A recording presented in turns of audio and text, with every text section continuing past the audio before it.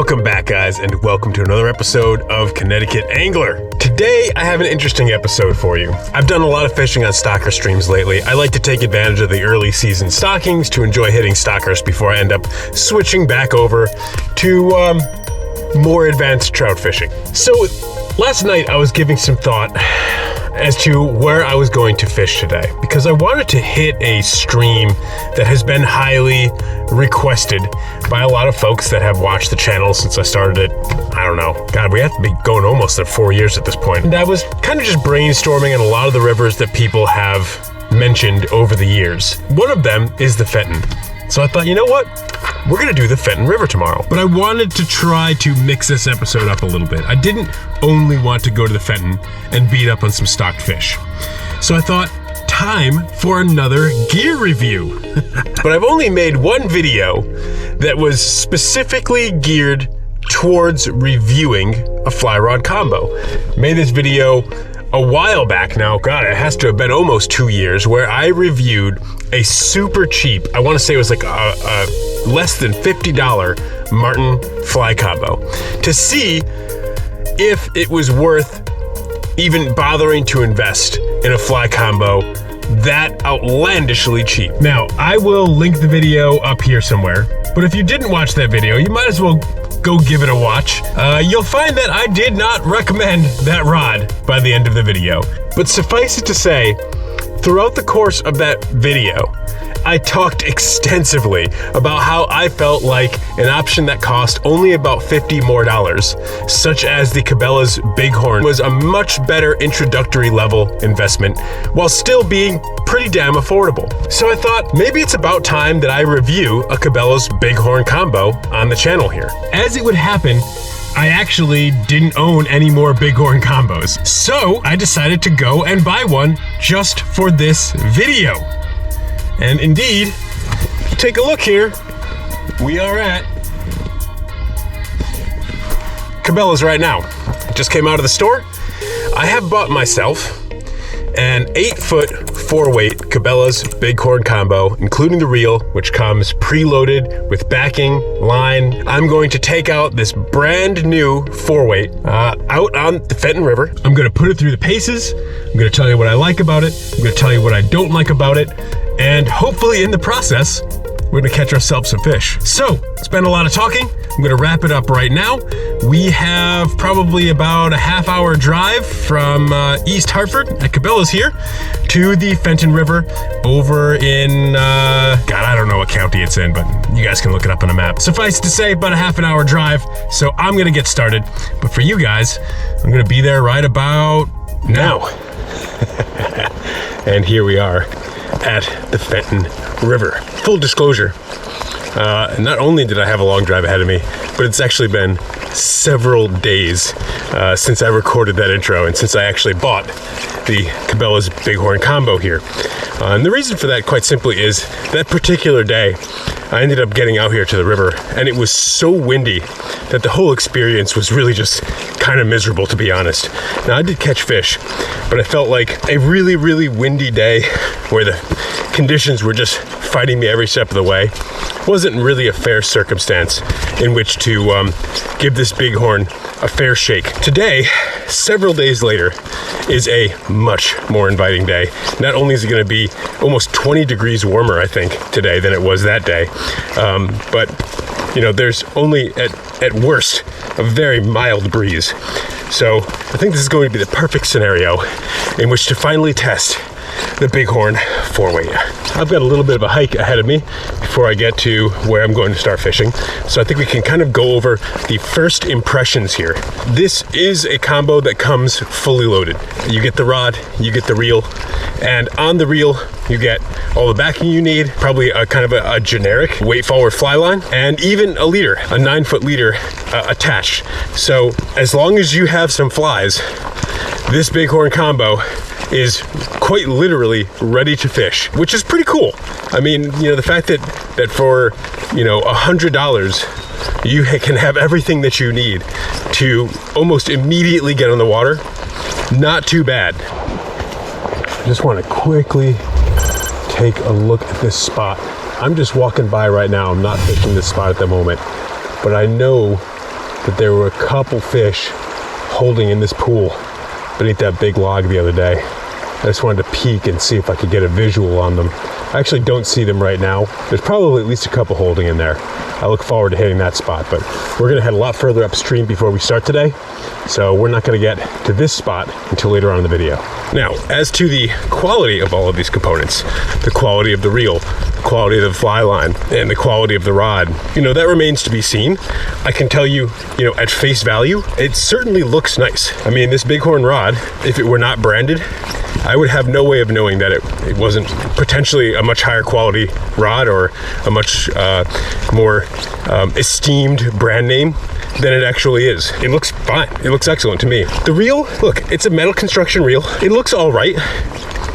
Does it have the polish, so to speak, of more expensive reels? No, but it by no means does it look cheap. And it certainly doesn't feel cheap. Like I said, still, all metal construction and everything. But of course, this can't all be about first impressions. It's going to be also about how this actually functionally performs. And that's what we're going to test today and hopefully catch some fish in the process. So this first spot is a pretty simplistic one. Kind of a big, deep, broad pool here. I'm just going to be indicator nymphing, and we're going to kind of get it kicked off here. This should be a pretty easy first spot to get into some of our initial fish. All right, guys, as I've tied on the nymph rig here, I've actually started to notice there's actually quite a few fish rising. We also have very clear, slow water here, and I've gotten out here a little late, so we have almost overhead sun. Not a great time to be indicator nymphing. It would really be a poor choice at this point. So I'm actually going to take this off right now, and instead I'm going to go with a dry dropper. Look at, you can just see that fish just rose over there. It would be crazy for me not to run a dry dropper right now. I think that's going to be the best possibility for success here. Number 16 elk hair caddis. I'm actually running my nymph a lot deeper than I would in a typical setup. I'm running it about 3 feet beneath the dry fly. And the reason I'm doing that is that I know this water is fairly deep. And although I do see some fish rising, I suspect that most are not rising. And they may not want to move 3 or 4 feet up in the water column to take a nymph suspended only 18 inches below the surface. But they might move 1 foot in the water column.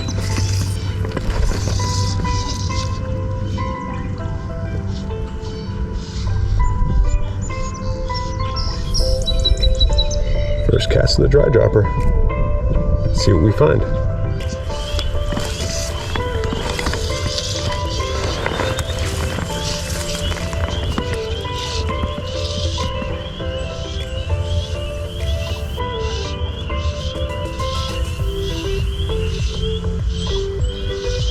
Got him. All right. Gonna guide this fish over here to where we won't spook him, or we won't spook the other fish, I should say. I'm sure this guy's plenty spooked now.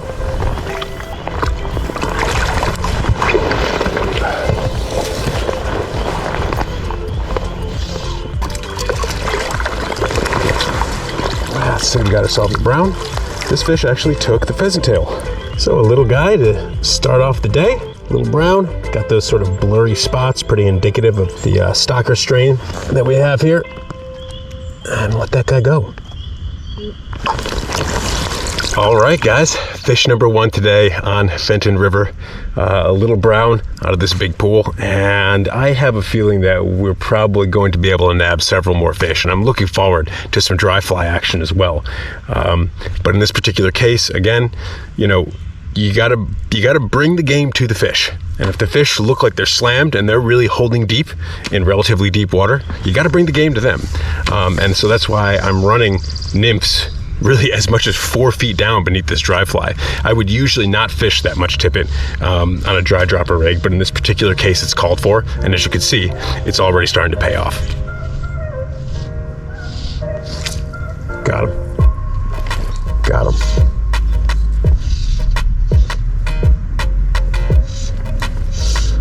Boy, because of the way the sun's falling and how smooth and clear this water is. Anyway, before I was so rudely interrupted, because of how smooth and clear this water is, you guys can probably see the action below the surface pretty easily. Usually I would just strip in fish this small, but my line was getting all over the place. There we go, guys. Brown number 2. This one on the zebra midge. Still no topwater takes, but like I said, the fish that I'm fishing to now are slammed. So I wasn't expecting them to rise. All right, guys, so 2 fish to the net, and I've been fishing for about another 10 minutes after I landed that last fish. And I'll tell you what, the most challenging part is just line management. There's just so many reeds and bushes and briars around my feet here that every time I go to cast, I find that the line that I've peeled out is just tangled. And I have spent an outlandish amount of time just freeing my fly line from tangles. But there's plenty of fish up here. I think once I start moving a little bit further up in the pool and it's a little easier to manage the line, fish should start coming a little bit faster.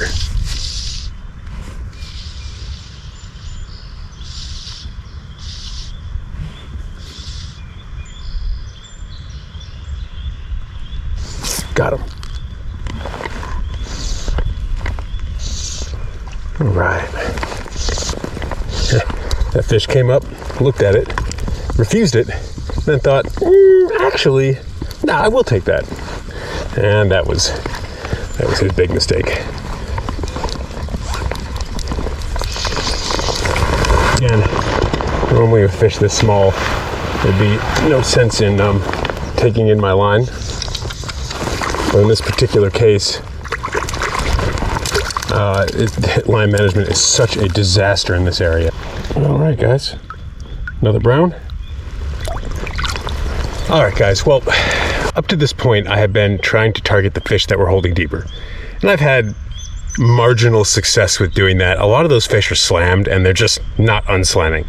Now, I could sit here and I could continue to work at them. I could probably run, a nymph rig with the yarn indicator and just keep running the tip progressively deeper and deeper and deeper. But I'm going to be real with you guys. I don't have forever to fish here. Well, I probably only have a couple more hours, and I keep seeing these fish rising further up in the pool. So I'm going to bypass a lot of these other fish that I see holding really close to the bottom. We're going to go up and try to get ourselves some dry fly fish. And I'm going to put on a number 18 little black stonefly. We're just going to go nothing but dry fly here. Go. Nothing to mess up the drift. Size 18. Little black stone. All right, guys, little black stone. Let's see if it fools him. Yep, got him. Nice. Nice.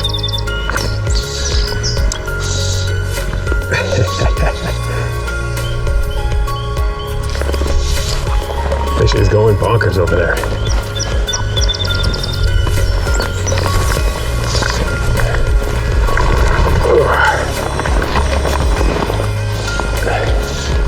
Let's see, got ourselves a dry fly brown here. Not bad. Not bad. All right, first dry fly fish of the day. There we go.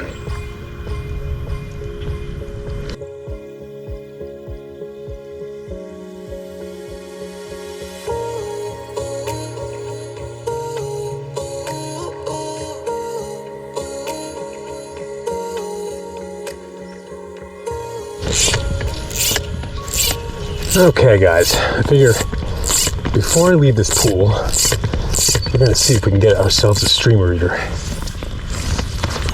Let's see. Stick wrapped around my damn line.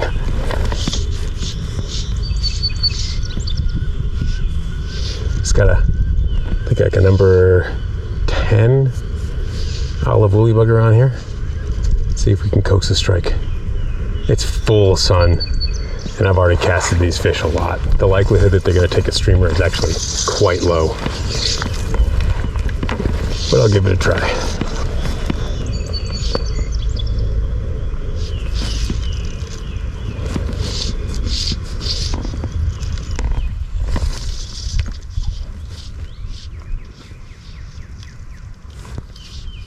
Ooh, we had a streamer take. Oh my gosh. Fish just took violently. Okay.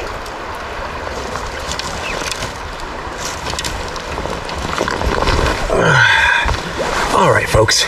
So now that I've put several fish in the net with the Bighorn fly rod here, what are my thoughts? Well, I've thrown a dry dropper with it, caught some fish on nymphs. Thrown pure dry fly on it, got some fish that way. Threw the streamer, got a couple takes, but didn't get a fish to the net. So I've used this rod in a number of different ways. I haven't indicator nymph with it yet. Maybe we'll do a little bit of that as we continue back downstream. But to be perfectly honest with you, if I didn't know that I was using a rod that costs 1/3 of what most of my other outfits do, I would have no way of knowing. I mean, I would be fooled and think this was the other outfits that I normally use. And I really do mean that. I'm not getting paid to say that. CABELA'S doesn't even know who I am, so I certainly don't stand to gain anything by lying to you guys. The simple reality is, CABELA'S has really pulled off something pretty incredible, being able to put together a fly rod like that at the $100 price point. Now, is it an extraordinary fly rod? No, definitely not. Does it get you like 75% of the way towards the quality of an outfit that you might pay $300 to $500 for? Yeah, it absolutely does. And that's really saying something, because the fact of the matter is you can drop $100 on this and head to the river and have a tool that works almost as well as tools that cost easily 3 to 4 times as much. And I don't really see a downside. Now, there's other options in that price point that I do believe are of roughly comparable quality. I know there's a couple different ones that you can get on Amazon. I know Max Catch makes fly rod outfits. I think you can get pretty much everything in the $100 price point, similar to the Bighorn. I think Wildwater is another one on Amazon where you can get, again, full outfits at a similar price point. And I have experience with all three of those brands. To be perfectly frank with you, it's pretty incredible what they're able to give you at the price point they're able to give it to you. Now, you're not going to get American made. Are these things going to last for the long haul?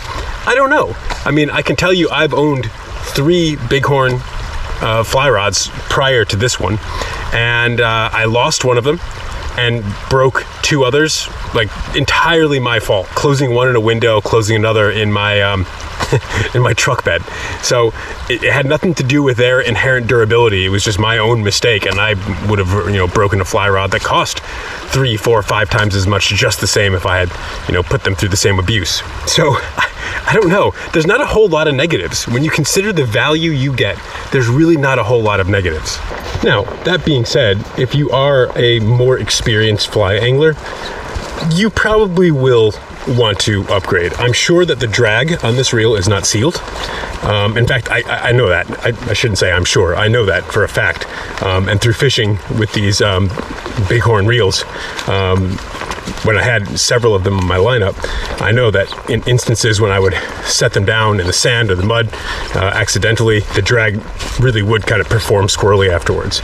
So, there's definitely something to be said for upgrading the reel to something that has like a sealed drag, and that, to be perfectly frank, just looks prettier than this does. But again,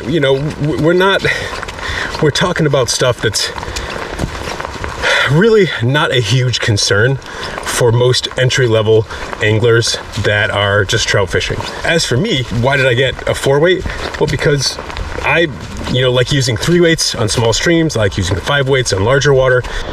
If I was in a bind where all my 3 weights were out of commission or all my 5 weights were out of commission, and I was forced to call upon this 4-weight, I would in no way feel like I was heading out to the river with a crappy tool that would be difficult to manage or difficult to use.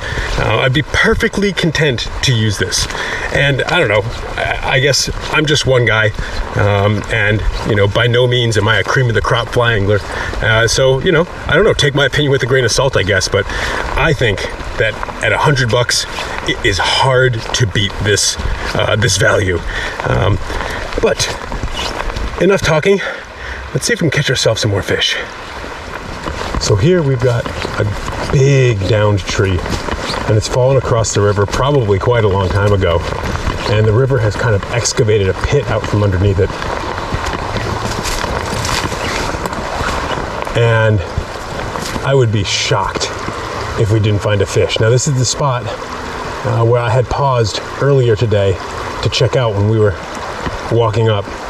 Now we're gonna go down, see if we can't get a fish out of it. Let's do some indicator nymphing right quick, see if we can't find a fish that way.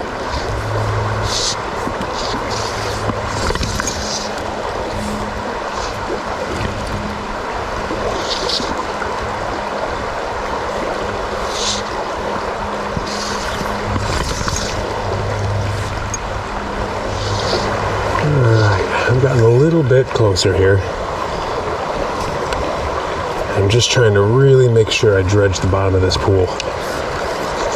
And I'm doing that by getting close enough to where I can place bow and arrow casts to get it right up against that fallen tree. As close as I possibly can.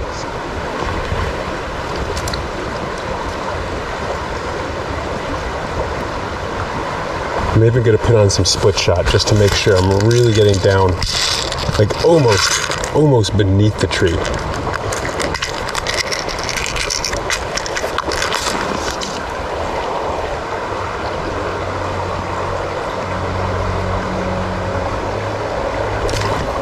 Got him. All right. And it paid to get a nymph down deep fast.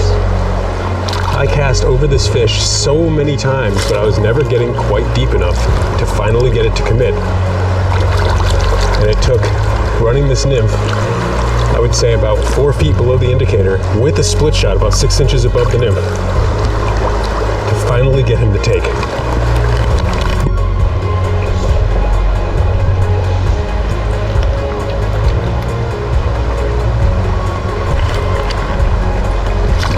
Got another. Got another.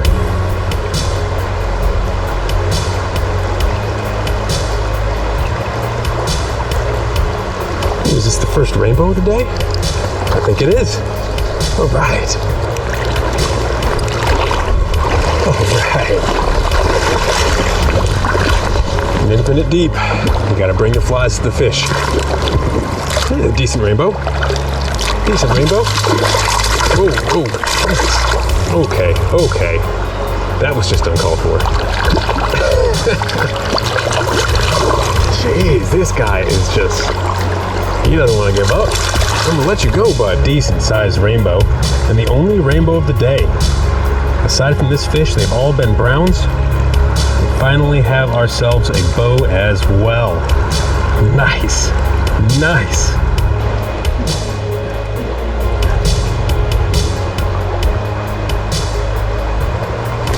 I've got another, guys, another. 3 in a row. And all it took was dropping that nymph down to their level. I can't even see these fish, which is extraordinary. You'd think I'd have a visual on them at the close range I'm fishing for them, but no. Another rainbow.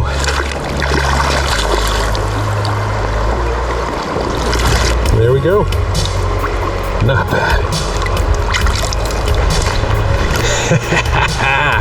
Well, we still had yet to get a fish doing some indicator nymphing with the bighorn, and that is no longer the case. So we've nabbed 3 fish in a row out of that little pool there. And you know, it's funny. I mean, this is kind of apart from the review of the rod and reel. It's more just, you know, tactical. The nymph had to get down to the fish. Those fish, in all likelihood, were just slammed to the very bottom of that little pool. They were unwilling to move. They were unwilling to rise, probably even more than an inch or two. And so if you didn't bring the nymphs to the fish were not going to take. And it would have been very easy to leave that spot after I made the first 24 casts in there. But all it took was making that adjustment to get that nymph deeper under the indicator. And then as soon as we had hit that proper depth, it was boom, boom, boom, 3 fish in a row. Got to meet the trout on their terms. Anyhow, guys, I am running low on time, and I'm gonna have to start kind of accelerating my pace back to my truck. But I guess in closing, when it comes to the bighorn here, it's performed well for me, right? I mean, I've caught fish on nymphs running a dry dropper. I've caught fish on those little blackstone dry flies, and I've caught fish indicator nymphing. Didn't get a streamer eater, but I came very close. I had a couple takes, just couldn't quite get the fish hooked. And you know, this rod didn't let me down at all. The line is probably meds and meds, but you know, quite frankly, it'll last you at least one season, and it performs just fine. You know, it's a standard weight forward line. It may not have the frills and the beautiful profile that some of the higher end, say, Cortland lines do, and that's usually what I fish with, but honestly, it works okay, and I don't think you'd have a problem with it. It's just probably not going to last all that long. So, you know, after a season of using this line, you'll probably want to replace it with something else that's maybe a little bit higher quality. But I mean, you know, overall, there's not a lot bad to say about this combo. And at $100, it's truly, truly hard to go wrong. So that's it. That's one fly angler's opinion on the CABELA'S Bighorn combo. And I guess that just about wraps it up, guys. It's been a good time out here on the Fenton. It's been fun. I kind of wish I could spend a lot more time on the water during my walk back, but unfortunately, that's gonna have to wait for another day. Until then, I'll see you guys on the water. Later.